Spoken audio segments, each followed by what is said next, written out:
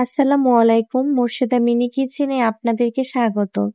আশা করছি আল্লাহর রহমতে আপনারা সকলে অনেক ভালো আছেন। আজকে আমি আপনাদের শেয়ার করছি ভটভটি ভর্তা রেসিপি। আশা করছি এই ভটভটির রেসিপিটি আপনাদের কাছে ভালো লাগবে। আর কথা না বাড়িয়ে চলুন মূল রেসিপিতে চলে যাই।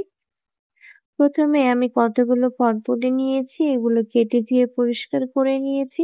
এখন হালকা লবণ দিয়ে সিদ্ধ করে নেব। ভটভটিগুলো সিদ্ধ করে নেওয়া হয়ে গেছে। এখন চুলায় একটি প্যান বসিয়ে দিয়েছি। এখন এর মধ্যে দিয়ে দিচ্ছি 1 টেবিল চামচ সয়াবিন তেল।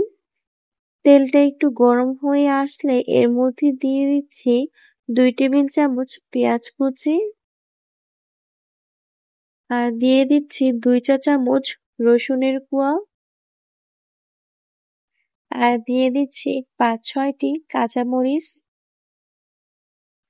এখন সবগুলো উপকরণ হালকা ভেজে নেব।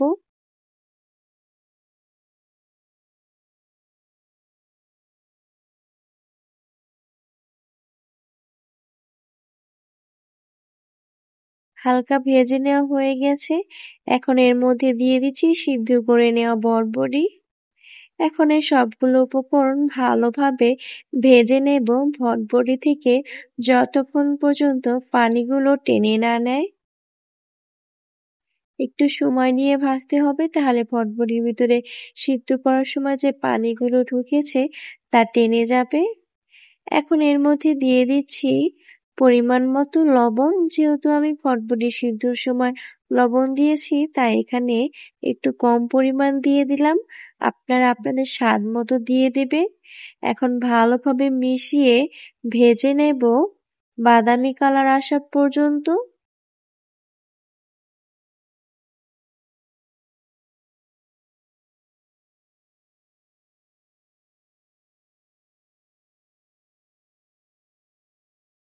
ভাজা হয়ে গেছে। দেখতেই পাচ্ছেন আমি ভটভটিগুলো কিভাবে ভর্তার জন্য রেডি করে নিয়েছি। এখন এগুলো একটি ব্লেন্ডারে ব্লেন্ড করে নেব। এর থেকে আর বেশি ভাজবো না, তাহলে ভর্তাগুলো অনেকটাই টেনে যাবে। এখন ব্লেন্ড করে নেব। ব্লেন্ড করে নেওয়া হয়ে গেছে। দেখতেই পাচ্ছেন কতটা সুন্দর হয়েছে।